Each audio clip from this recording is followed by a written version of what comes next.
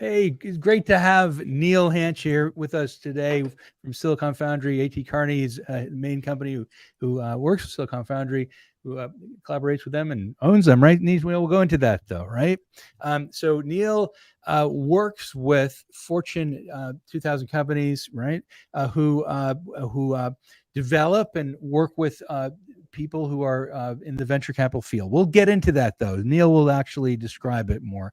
So if you're going to learn more about venture capital, how to get in it, what to do inside of it, if you're a startup now, you want to learn more, what A.T. Kearney is about, you're a large Fortune 2000 executive, you want to know more about how to get involved in this very field itself, this is the place to be. So Neal, nice to have you with us today at the Leader Show on Newsweek.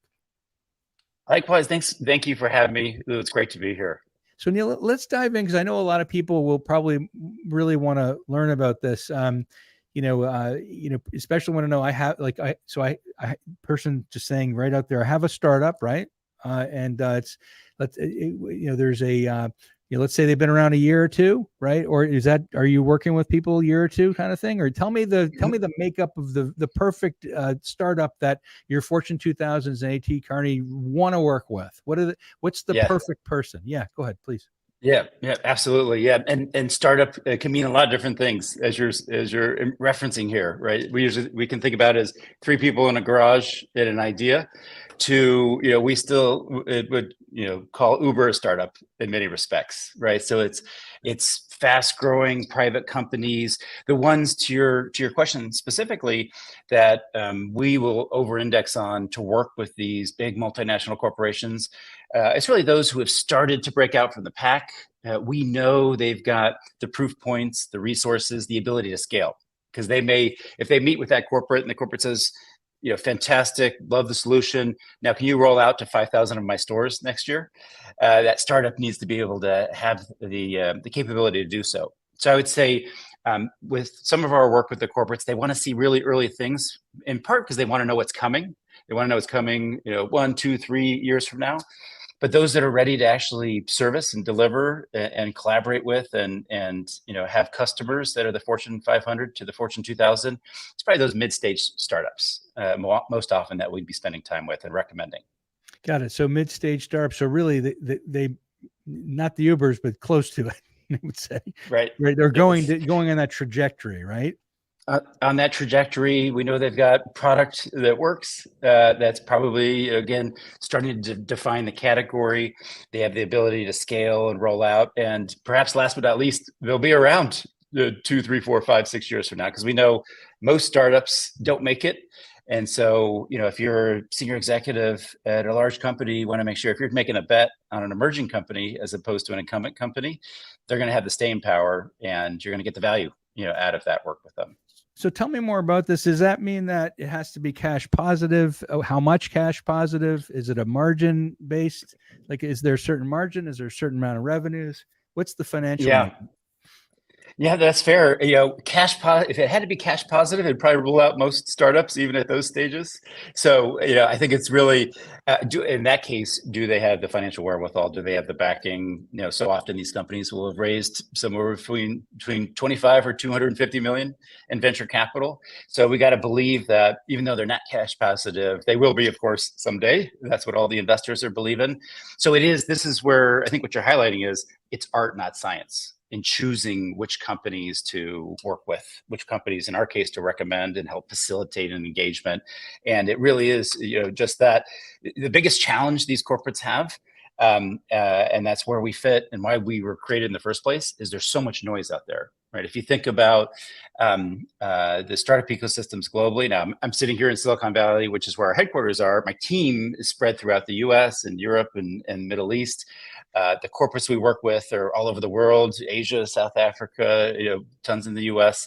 But the biggest challenge is there's thousands and thousands and thousands of startups out there. And every day, another few hundred are being created. And so how to figure out, with all of that noise, which are the ones that are really the ones that you should be working with. And I've studied slide decks, the infamous LinkedIn Reid Hoffman slide deck. Yes. Netflix slide decks. I mean, so many slide decks out there that people have used for rounds of funding. And my understand you're second round. You're not first round, correct? You're second round funding. Just so I know before and I'll go on my thought before that. So Sure. You mean our firm, yeah. where we are? Oh, so we were actually bootstrapped through our history, and then, as you referenced at the start of the call, earlier this summer we became a part of Carney, But you the leading. Yeah. but you serve and I'll go back to who you are, but you serve Yeah. round 2, correct? Company, or do you Oh, serve round 1? I just want to get an so understanding. we Go ahead. Sure. So actually, our business is we work for the corporates, Okay, got it. and that's who we work for. Now, the startups, and we will tend to more, spend our time with those mid-stage startups. For the startups, we don't charge them anything. We're really coming to them and offering opportunities to say, would you like to connect with this C-suite decision maker at one of these corporates that are we call them members, our clients. Got it. So let's talk about the clients. That's the perspective we want to look at, which is the clients, what they look for. So when I was going, how will you get a tap on your shoulder? They say Yeah. in the Yale Whipping Proof Club, right? So taps on the shoulder. So read the whole LinkedIn slide decks. The biggest slide decks that I've learned are they look to a couple things, and correct me if I'm wrong, because you're going to have your own thinking, more than a couple, but the first is product market fit, right? Very important. The second, as I've seen, is who do you have in your team who's going to make this work, and do they have the experience to make it work? Are they there's who your rock stars, right? And then of course, how are you going to market this? Right. Right. So, product market fit and marketing are the, 3 is sales if you're SaaS based, but you gotta get there. But so product market fit, marketing, rockstar team. Are these some of the things that you look for, your members, Fortune 2000 members look for, or are there more? Yep. No, excellent question. And this is kind of the classic, like, what are the elements you assess, you make a judgment on. And of course, they are harder the earlier stage that the startup is, because there's less proof points, less data points. I think you hit on 3 or 4 of the key ones. I would order it people, or team, team, team. There's the old adage in real estate, it's all about location, location, location. And I think if you take a incredible product and a mediocre, senior leadership team, founder team, versus the other way around, they'll bet on the team every day of the week, right? Because the journey will be long, they will zig, zag, things will change. They'll need to read the market. So especially in the seed and earliest of stages, it's all about the team. But life is all about the team. The go to market. Which is okay. How are you going to go to market? How are you going to sell? What's your distribution? A critical element. The product market fit. I mean, interestingly enough, in the corporates we work with, they represent the product market fit, right? If they're interested in it, they are the customer. They are the proof point that there is a market fit, because they're there to buy or partner or strategically invest or acquire these companies. And then if we're touching product, depending on the nature of it, maybe there's IP, especially in deep tech, climate tech, and those types of categories, they will tend to be very IP rich. Consumer services and some others, there may not be a lot of IP, right? And in all cases, it's all about execution. But these would be probably the 4 or 5 key. If you have your first order filter, these are the big picture categories that you're digging in on. Yeah, let's talk about that, because I love what you said before. You said they are the product market fit, which is really funny. So, it's not funny. It's and haha, but so it's funny because for me, a great way to know, right, as a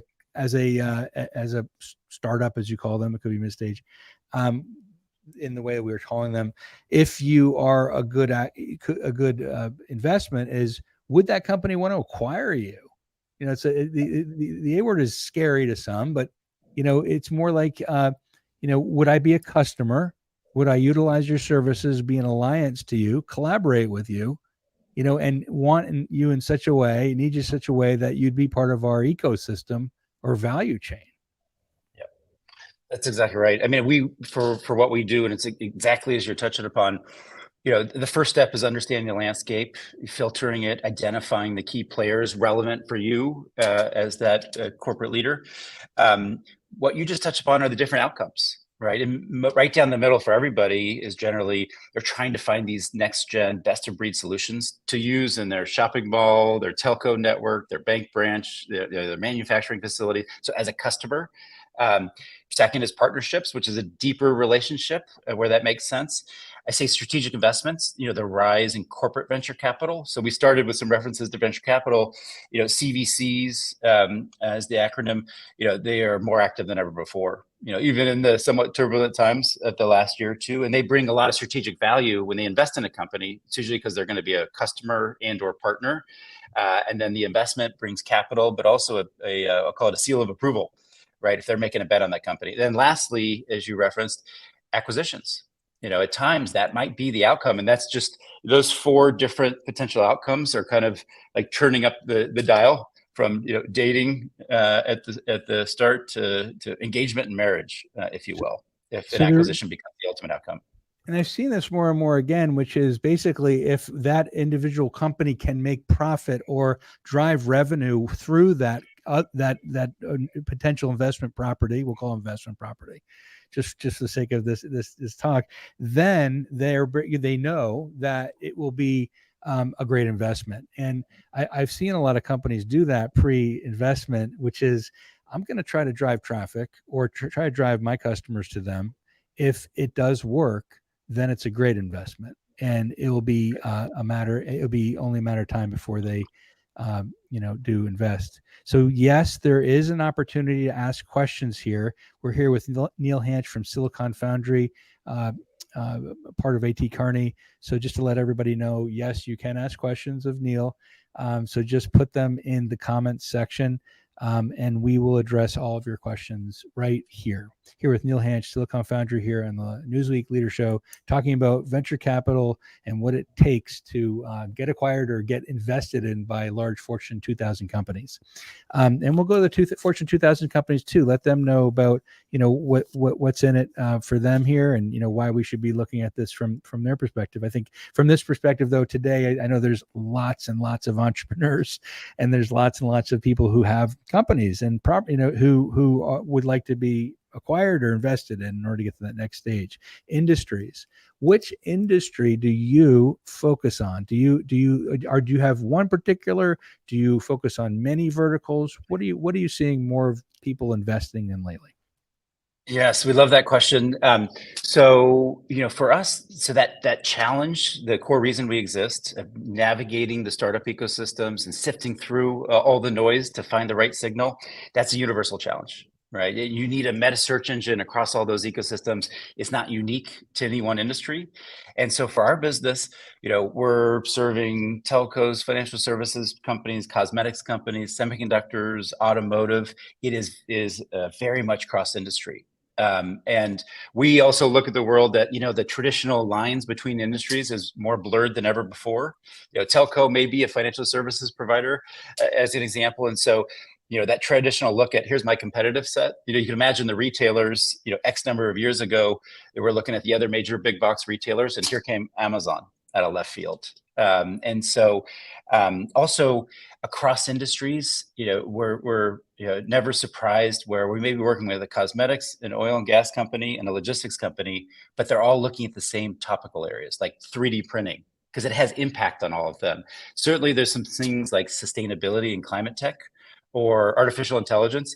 Every single industry is trying to figure out, what does this mean? What's real? What's, that hype versus reality curve? Where does it stand?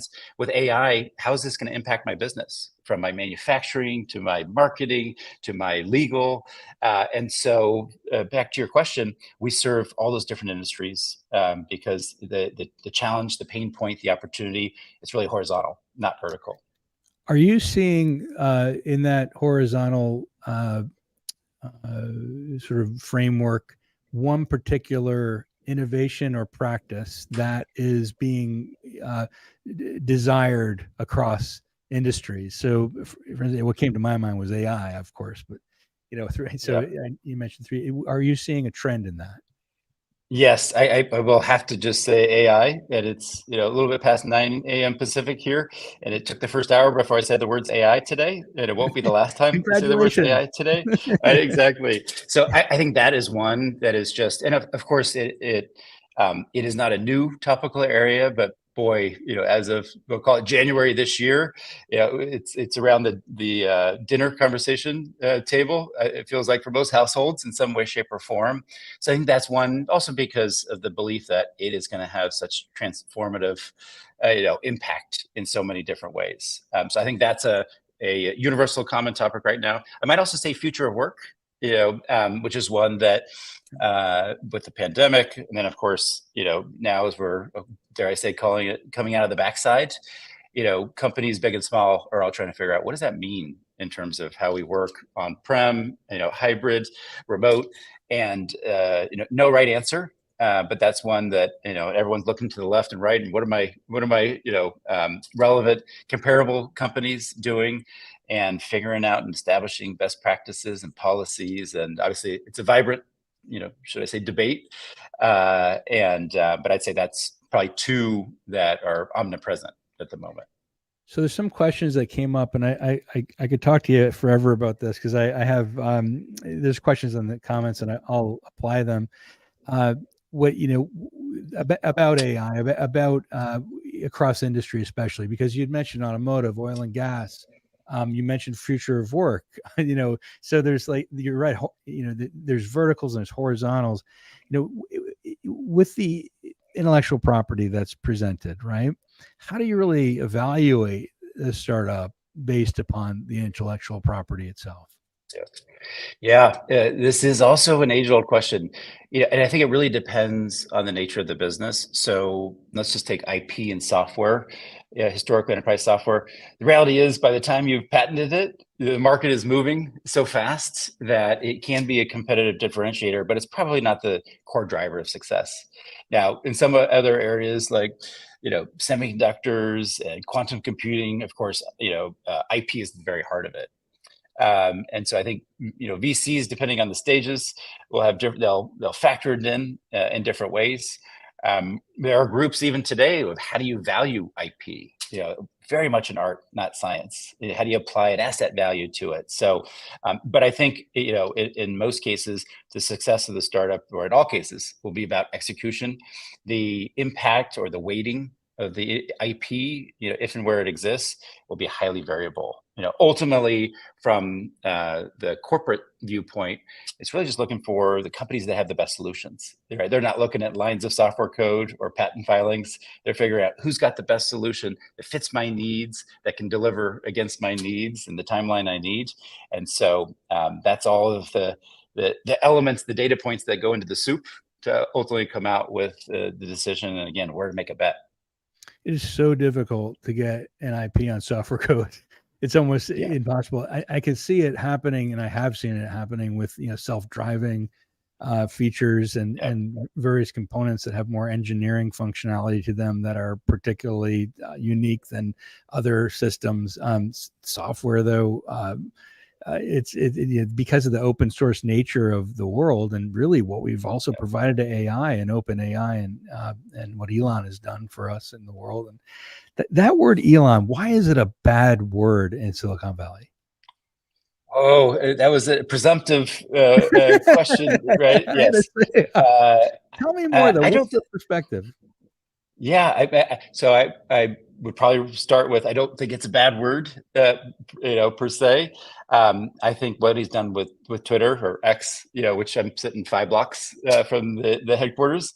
I think he's blazed a lot of trails, on the earth and off the earth as well. And I think there's a lot of views, but I think actually, as we see with X, also how he came in and made a ton of changes. And I think there's a lot who would say, well, time will tell, of course, if those changes were good changes, necessary changes and whatnot. So, so I have to ask the next question is, are we talking about Tesla? Are we talking about SpaceX? Right? Which part of it, which of his, assets, which of his holdings, which of the companies that he founded and remains the the lead driver, the lead pilot, to make a couple of bad puns. This would be probably unpopular in Silicon Valley, what I'm about to say, but he's done more with SpaceX in that amount of employees than Twitter did with 10 times the amount of employees in social media. So like there's this just a kind of amazement factor for what I see in the rest of the world. And, whether it be SpaceX, the Boring Company, Tesla, or OpenAI, he drives for the best and expects the best from his teams, whether it's his exact engineering or the way in which he expects excellence from others. And I've always admired it, and I know a lot of people do. And I did make a presumption. I thought it would be funny to do. Silicon Valley, I didn't. So hey, okay. So I don't know why somebody just said Dawn Elmore. I don't know who that is even, but someone put that out. Okay. And so let's kind of interesting comments that come through. So the other thing that I kind of wanted to touch on, now that I took a complete detour on our journey, on our hike today, was what are some of these new companies that are coming out? Like, give me some examples that and you would say, well, and even Fortune 2000s that are doing the right thing, showing some real results, and purchasing or investing in specific companies, and you're seeing some good results by doing so with you. Yeah. I mean, there's so many. I think about where to start, but maybe to pick a category, broadly speaking, and drill down without naming specific names, but sustainability, right? ESG, climate tech, right? Most, if not all, of the Fortune 2000 have established carbon, net zero goals. And we have a pretty strong belief that in order to reach those goals, they're going to need to be partnering with, working with, leveraging the solutions coming from companies that have started in the last 5 or 10 years, much less, the incumbents from the last 100 years. But when you say sustainability and how to get to carbon net neutrality, there's probably 72 subcategories of that. And are you talking about carbon capture technologies, carbon marketplaces, hydrogen? Then in mobility, yes, EV, electric vehicles, but EV charging, you need that infrastructure. It's a chicken and egg, or at least a peanut butter and jelly symbiotic relationship. EV tolls, right? This is the flying taxis, and I'm rattling off a few categories, but I think this is an area where we've seen an incredible surgence. I think some of the categories is still many of the categories is still a wide open field of which startups and which incumbents solutions will have the most impact.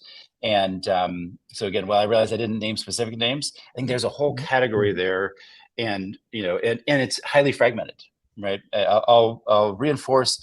Our headquarters may be in Silicon Valley, but this innovation is happening, of course, the world over. And depending on which technology, maybe it's coming from London, Singapore, Taipei, Seoul, Tel Aviv, and I think that's also an area that we highlight because we're all in it together. Yes, these companies will be competing, but I think as much as anything, as the innovations are materializing and truly coming to life, we know it's not a zero-sum game on the market size. Right, there's plenty of room for endless winners.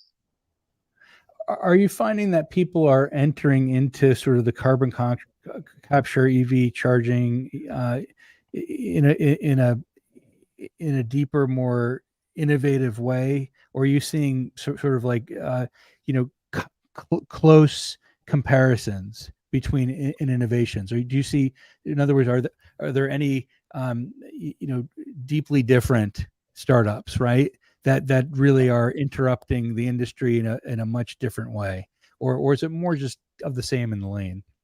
Yeah, I would say it's an area generally where there's where disruption is probably the de facto rather than incremental innovation. Although incremental innovation at scale can be really powerful as well. I would say also, this is a different lens, but I would say the a lot of the folks who are entering into the space, if we call it widely defined, there's a lot of passion because they know its impact. So it marries technology with impact and passion. So you'll see, folks come from the software world, and maybe they were doing accounting software before, but now they're jumping over to a climate tech startup. So I think there's a lot of energy. Okay, there was another bad pun, but a lot of energy in the folks that are starting, leading, building, scaling, ventures and all things sustainability related. So I like what you said is this disruption rather than the incremental nature of advancement. And I've seen things ranging from flying cars getting closer, right? We talk about taxis. Yeah. I've seen drone cars and which are phenomenal, trying to take impact. And there's a lot that it's out there that are just out in trying to be that are out in crowdfunding sources. Yep. What are your favorites? Like, what are where you get excited and you say, wow, that's just incredible. I'm excited to represent you or to get a company out to you. Where, what would that look like for you? Where's your excitement? Yeah. And I just to riff off of one of the categories that you mentioned that I had referenced, the eVTOL, it was just for the layman's terms, the flying taxis. What they're ferrying could be people or cargo or otherwise. But one company, Joby, which is, you could say it's a startup. It's publicly listed, headquartered here in California. But I think they're an example where this is very real. This is coming. And I won't put a timeline to it, but we know this is coming in the very near term horizon, and it has mapping it back to the sustainability and the clean tech story. That's a core part of Joby's overall profile. And so I think there's areas like that where they go from what would have felt like Popular Science article years ago to we will be flying in these vehicles in the next few years to come. So I believe. And go ahead, please. No, please go ahead. Oh yeah, no. So I think just that point of like, here's a category we've seen ton of advancement, and here's a category that we all will experience in the near term. Yep. They are. I'm just asking right now. That's why I'm doing the chatting, because I just asked. I believe Joby is a most loved workplace. They are. Yeah. So they're. Do you see my hat? So I do. Yeah. Yes. So yeah. So he said yes. What's the name? Okay, yeah. So which is interesting. So they basically what we do is we measure sentiment and emotion through AI of corporations. So that's Joby Aviation. Okay, so it's not Jobot. Got it. So that's interesting. So Joby. So what Hansch is talking about here is jobyaviation.com, and this is the company. He's showing it right now. You could find them on the web, and how incredible, just unbelievable. And right? I mean, this is the future. Flying taxis. And so you're obviously addressing regulation, FAA. You have this multiple and environmental, and so there just must be incredible amounts of red tape. Am I right to this project? Tell me more about how you're kind of working through all of that so that you can ensure that they have a clear path to innovation and success in the market. Yeah, I mean, I'll just comment. A company like that in general, I think you highlighted it, right? This is the type of area, and I can say mobility more broadly, where it's technology at the heart, at the core, it's business model, and then something like this, right? You've got government regulation and FAA, so you have to bring all those things together, which is also why when you become a leader, a winner, one of the winners in the category, there's a lot of competitive moats that creates. And I would say mobility more broadly is probably the poster child of a category, right? Where the startups are bringing all those things together, and you've got the incumbents. I think and we referenced an Uber or an autonomous driving, Cruise, Waymo, and so these are incredibly complex areas. But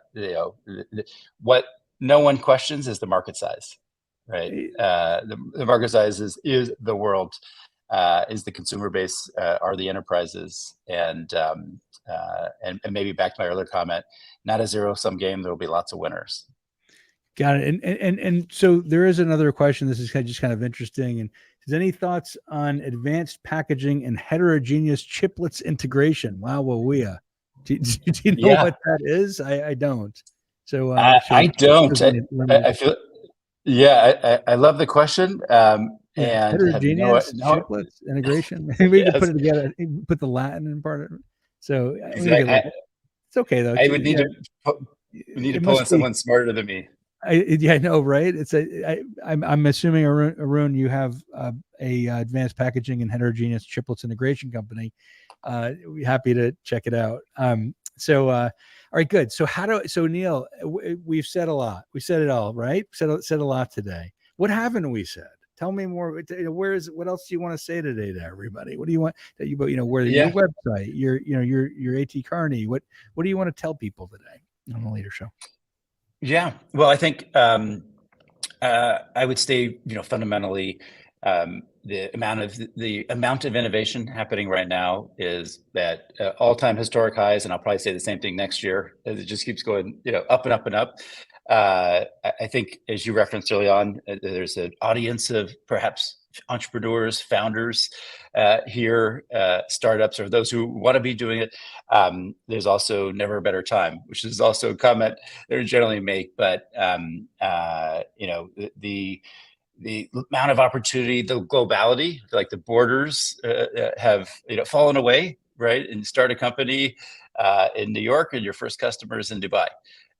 So I'm championing, and of course, it's self-serving for me to do so, but I fundamentally do believe that it's as good a time as ever to start a company. I think also for entrepreneurs working with corporates, and serving them, we would just reinforce can be incredibly impactful. Absolutely. And most startups are looking to partner or have them as customers. Some startups are looking to disrupt them.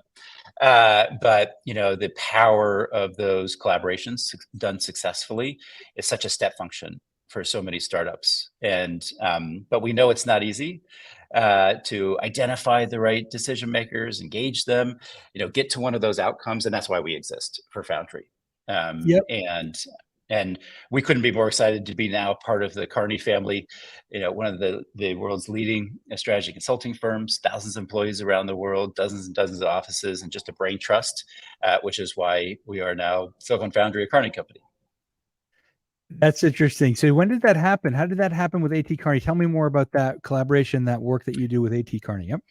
Yeah, so it became official earlier this summer, although we've known many of the leaders there for, in some cases, the last 20 years. And the natural synergy, if you will, to use that term, is trusted advisors, right? Who are trusted advisors to the C-suite across industries and across the world? It is firms like Kearney. And the lens we bring, of course, is what's coming. Is we are knee or chest deep in the startup ecosystem, the global tech ecosystems. And so to be able to bring that lens, to be able to bring that guidance, to bring that access, that network, and those relationships, that was the natural marriage in joining forces. Well, I like your perspective, your passion around your work, and I really see you doing great work in the world and bringing more innovation and thinking that we all need now. And people say we don't. We just stop progress. A lot of people, we stop this progress. It's scary. AI is going to take over my job. What are we doing in this workforce and the next steps? It's just not true. We have so much innovation in the world, so many amazing things that are happening in the world with and companies, like you said, which is really important, that care about the environment, the climate change, sustainability, social responsibility, ethical business practices. Those are the ones you want to be working with, like you said, the ones who commit themselves to these extremely important global practices. We actually, with Newsweek, someone just wrote it out. They're doing you could check this out, doing a new a new index with them called the Excellence Index with Best Practice Institute. And what that does is it looks at the top 1,000 companies in the world who are socially responsible, sustainable, with outstanding stakeholder sentiment, and have real, very clean and clear ethical policies towards consumers and employees, and which is hard to do, by the way. There's a lot out there. So we're very careful because we look at the whole component of the company, right? We don't want to just see the lawsuits that may or may not work, right? Because we're talking large companies. We want to see what's behind it, what's really happening. Are they individuals in the company, employees that do certain things that just are left and they shouldn't be doing them, right? Or is it company systemic? Those are very different. And I'm sure you look into that as well. In organizations, the future of work is really about looking at what is it we are doing inside of our company from an employee level where we practice these things, not just what the company does for the employee, this sort of employee experience. It's what are we doing to practice them from an individual leader level. And it's very different than what most people say, where they're placing people into this position of do good for me. I'm an employee. Please do I deserve it. I deserve it. No, it's your responsibility to develop yourself so that you fit to help the world, help your stakeholders, help your consumers, advance good business practices, advance good innovative business so the world succeeds, and not just for you, for the world. It sounds like you're doing that too, Neal, with AT Kearney and your Silicon Foundry. Is you find people who work like this, think like this, develop it like this, and help them to acquire, to invest in other companies. Where can we find that online in Silicon Foundry? Do we go to siliconfoundry.com? Where do we go? Thank you. And by the way, very well said. You can find more about ourselves at www.foundry, FOUNDRY.com, and I'll put it in the chat field here as well. And you can also find information at www.kearney, KERNEY.com. Okay, putting that up too so everybody can see it. sifoundry.com.